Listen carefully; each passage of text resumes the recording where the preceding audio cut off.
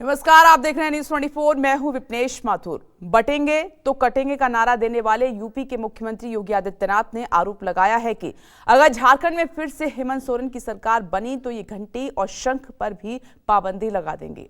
योगी आदित्यनाथ ने एक बार फिर कहा कि जब भी बटे हैं निर्ममता से कटे हैं, लेकिन बीजेपी पर हमलावर कांग्रेस अध्यक्ष मल्लिकार्जुन खड़गे ने कहा है कि बांटने वाले भी तुम हो और काटने वाले भी तुम ही हो। इधर समाजवादी पार्टी के मुखिया अखिलेश यादव ने बीजेपी को अंग्रेजों का वचनवंशी बता दिया है। सवाल है कि सियासत वोट के लिए कब तक जनता को बांटेगी और समाज कब तक इनके झांसे में आकर कटता रहेगा।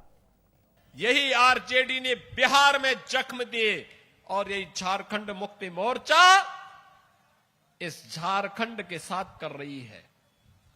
बहनों और भाइयों, अभी तो हाल ये है और जिस प्रकार की घुसपैठ ये लोग करवा रहे हैं बांग्लादेशी घुसपैठियों का, जिस प्रकार की घुसपैठ इन लोगों ने रोहिंग्या का झारखंड के अंदर कराना प्रारंभ किया है, अगर डेमोग्राफी चेंज इसी प्रकार की होगी, आज ये लोग यात्रा रोक रहे हैं। बहनों और भाइयों, आने वाले समय में घरों के अंदर घंटी और शंख भी नहीं बजाने देंगे। हरियाणा में बीजेपी की जीत क्या हुई? बटेंगे तो कटेंगे का नारा राष्ट्रव्यापी हो गया। आरएसएस की मुहर लगते ही बीजेपी ने योगी आदित्यनाथ के इस जुमले का राष्ट्रीयकरण कर दिया। हिंदुत्व की गोलबंदी के लिए बनाए गए इसी सियासी हथियार को लहराते हुए यूपी के मुख्यमंत्री योगी आदित्यनाथ झारखंड के हजारीबाग में हाजिर हो गए। सोरेन सरकार पर घुसपैठ का इल्जाम लगाते हुए योगी आदित्यनाथ ने घंटी और शंख पर पाबंदी का डर भी दिखा दिया। लेकिन उसी हजारीबाग की धरती से मल्लिकार्जुन खड़गे ने बीजेपी और आरएसएस को आईना दिखाया। ये इल्जाम भी लगाया कि बांटने और काटने का काम सिर्फ एक पार्टी ही करती है, जिसका नाम भारतीय जनता पार्टी है। बटेंगे तो कटेंगे, किसको बोला? बांटने वाले ही तुम हो और काटने वाले भी तुम हो और दूसरों को बोल रहे बटेंगे तो कटेंगे। तो ये लोग अपने लिए बोलते, ये बीजेपी का एजेंडा है, आरएसएस का एजेंडा है।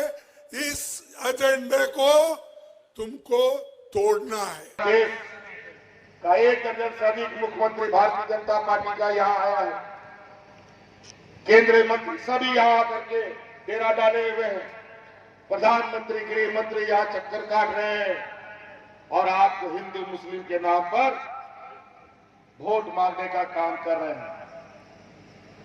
रोटी बेटी माटी की बात करते हैं। ये लोग रोटी बेटी का तो चिंता नहीं है।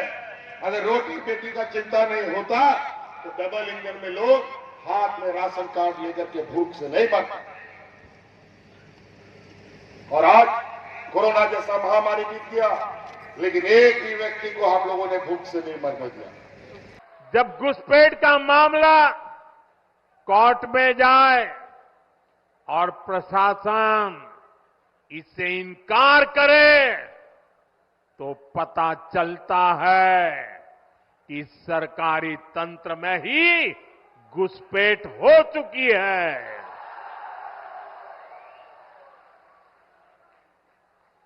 ये आपकी रोटी भी छीन रहे हैं, ये आपकी बेटी भी छीन रहे हैं और ये आपकी माटी को भी हड़प कर रहे हैं। राज्य के आदिवासी मुख्यमंत्री को जेल में डालने का काम किया और बिना गलती किए हेमंत सोरेन जी ने 5 महीने की सजा भुगती। इस राज्य में हर एक व्यक्ति, हर एक माँ, हर एक बेटी, हर एक भाई, हर एक दादा, हर एक चाचा को एक नारा अपने शहर में डालना है और वो नारा है जेल का जवाब जीत से। क्या देंगे हम लोग? जेल का जवाब जीत से।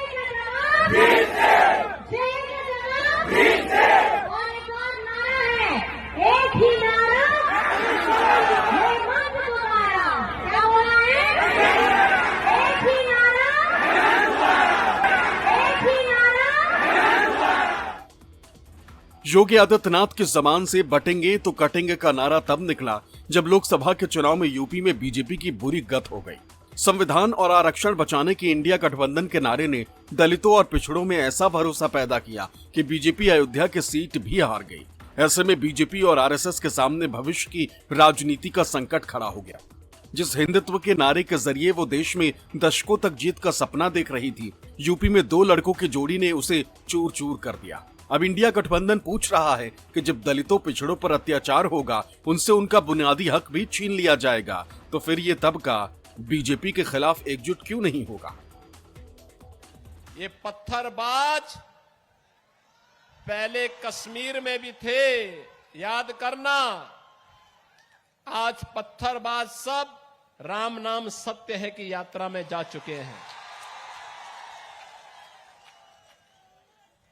ये पत्थरबाज पहले भी थे और 2017 के पहले ये यूपी में भी थे। इनके आका उत्तर प्रदेश को लूटते थे। इन पत्थरबाजों को पाल पोस करके पर्व और त्योहारों में विघ्न और बाधा डालते थे। आज आप देखते होंगे जितने दुर्दांत माफिया यूपी के थे, या तो यूपी छोड़ चुके हैं या फिर जहन्नुम की यात्रा में भी जा चुके हैं। डिवाइड का हिंदी क्या है? बांटो। डिवाइड एंड रूल नारा दिया था अंग्रेजों ने, और अंग्रेज तो चले गए लेकिन अपने वचन छोड़ गए। ये वचनवंशी लोग हैं अंग्रेजों के, इसीलिए इन्होंने इस तरह के नारा दिया था। ये भारत और खासकर उत्तर प्रदेश का समाज ऐसे नारों को कभी स्वीकार नहीं कर सकता है। हम किसी को झूठ बोले नहीं, बोलेंगे भी नहीं। अगर हम झूठ बोलने वाले होते कांग्रेस के, तो देश इतनी प्रगति पर नहीं पड़ती। तुम सिर्फ गांधी, नेहरू, कांग्रेस को गालियां देने से गरीबों का पेट नहीं भरता, देश का उद्धार नहीं होता। देश का उद्धार होना है तो आप उनको मदद करो, उनके बच्चों को पढ़ाओ। शेड्यूल कास्ट और शेड्यूल ट्राइब के बच्चों को, दलित और आदिवासी बच्चों को डबल इंजन की सरकार थी, तो इन्होंने हमारे आवाज का पैसा दूसरे राज्यों में बेचने का काम किया था। हरा राशन कार्ड के लाभुकों, गरीबों का जो राशन था उसमें से अपना नाम कटवाने का काम किया था, और हमारे सरकारी स्कूलों को भी बंद कराने का काम किया था। लेकिन आपका बेटा, आपका हेमंत दादा झारखंड में सीएम स्कूल ऑफ एक्सीलेंस बोलता है। सरकारी स्कूलों में प्राइवेट स्कूल की जैसी फैसिलिटी मिलती है, जैसे उनकी सुविधा मिलती है, उस सरकारी स्कूलों में हमारे झारखंड में हमारे बच्चों को मजबूती प्रदान करने, उन्हें सशक्त करने के लिए, उन्हें शिक्षित करने के लिए, उन्हें इस तरीके से कैसे बेहतर नागरिक बना जाए, ये सिखाता है। अयोध्या में बीजेपी की हार के बाद बीजेपी और आरएसएस के पास कोई नैरेटिव ही नहीं बचा। थक हार कर वो फिर से हिंदुत्व के हथियार को मांझने लगी और योगी आदित्यनाथ की जबान से बटोगे तो कटोगे का नारा निकल गया। लेकिन इंडिया गठबंधन की माने तो बीजेपी पिछड़ों दलितों की गोलबंदी से डरी हुई है और इसलिए वो जाति जनगणना नहीं करा रही है। झारखंड में भी बीजेपी के इस नारे का मकसद आदिवासी समाज को डराना है, हेमंत सोरेन को येन केन प्रकारेण सत्ता से हटाना है। इस झारखंड के चुनाव में इतने लोग आए हैं, जितने हमारे कैंडिडेट्स हैं, उतने ही मंत्री यहां पर आकर फिर रहे हैं घर घर। उनका मकसद एक ही है कि किसी ना किसी हालत में झारखंड के राज्य को छीन लेना, अपनी सत्ता बनाना। और एक आदिवासी चीफ मिनिस्टर है, इसको हटाना। आज केंद्र एजेंसियां भारतीय जनता पार्टी का कठपुतली बनकर पूरे देश के विपक्षों नास्ते नाबूद करने में लगा हुआ है। जो उसके विरोध में आवाज उठाता है उसको या तो जेल में डाल दो और जेल में सड़वा दो। आज के दिन में कई ऐसे लोग हैं जो केंद्र सरकार के विरोध में आवाज उठाया, वो आज तक जेल में है। कोई सबूत नहीं, हमको भी जेल में डाल दिया था इन लोगों ने बिना सबूत का। आज तो गटवा हाई कोर्ट, सुप्रीम कोर्ट ने मुझे बरी कर दिया और आज फिर आपके बीच में खड़े।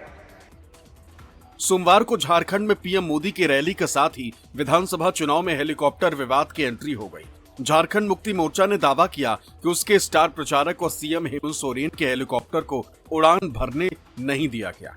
जेएमएम ने आरोप लगाया कि पीएम नरेंद्र मोदी के सुरक्षा प्रोटोकॉल का हवाला देते हुए चुनाव आयोग ने 1.5 घंटे तक सोरेन के हेलीकॉप्टर को उड़ने की इजाजत नहीं दी। झारखंड के मुख्यमंत्री हेमंत सोरेन ने भी इसे साजिश बताया। सोशल मीडिया प्लेटफॉर्म एक्स पर हेमंत सोरेन ने लिखा, मैं झारखंड के अपने करोड़ों लोगों के बीच ना रह पाऊं, इसलिए भाजपा मुझे साजिश कर झूठे आरोप में जेल में तो भेज सकती है, चुनाव में मेरा हेलीकॉप्टर तो रुकवा सकती है, मगर लोगों के दिल में उनके इस बेटे और भाई को कैसे रोक सके? नहीं रोक पाएगी, नाए रोके पार भी।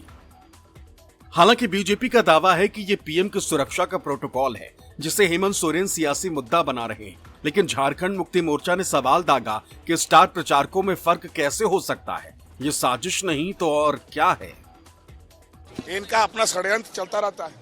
प्रधानमंत्री जी हमारा देश का सर्वोच्च अधिकारी होते हैं और प्रधानमंत्री जी जब आते हैं तो सुरक्षा का अनुसार उनका कुछ व्यवस्था किया जाता है और जो एयर ट्रैफिक है आधा घंटा के लिए इसको ब्लॉक किया जाता है।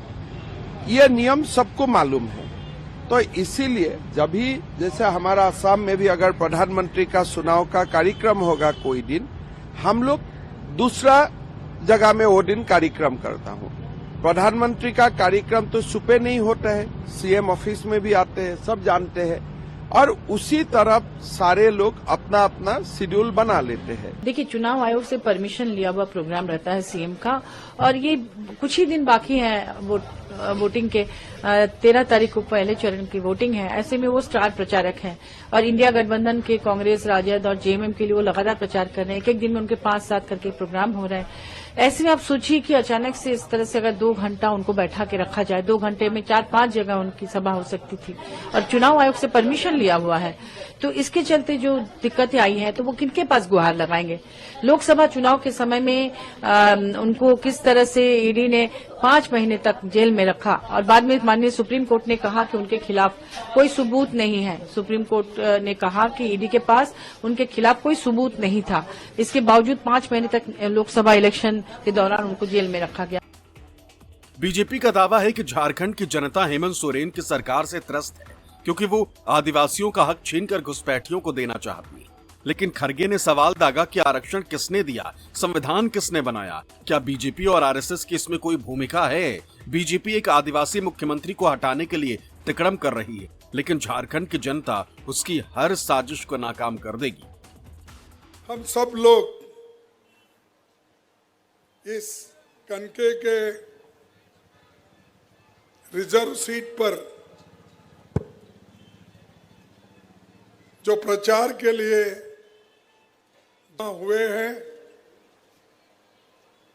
और हमारे उम्मीदवार गठबंधन के ओर से और कांग्रेस से ओर से सुरेश बैठा जी है और सुरेश इस बार जरूर जीत के आएंगे आपके आशीर्वाद से।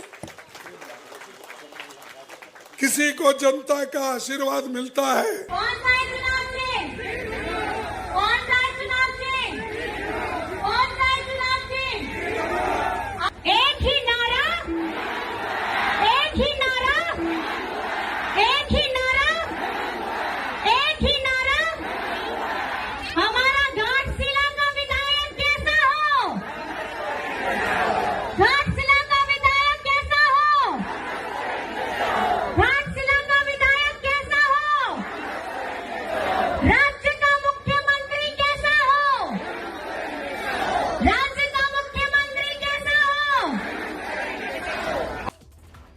बटोगे तो कटोगे के नारे के जरिए बीजेपी भले ही झारखंड में सरकार बनाने का सपना बुन रही हो, लेकिन झारखंड मुक्ति मोर्चा और आदिवासी समाज के लोग कह रहे हैं एक ही नारा, हेमंत दोबारा। Bureau report, news 24।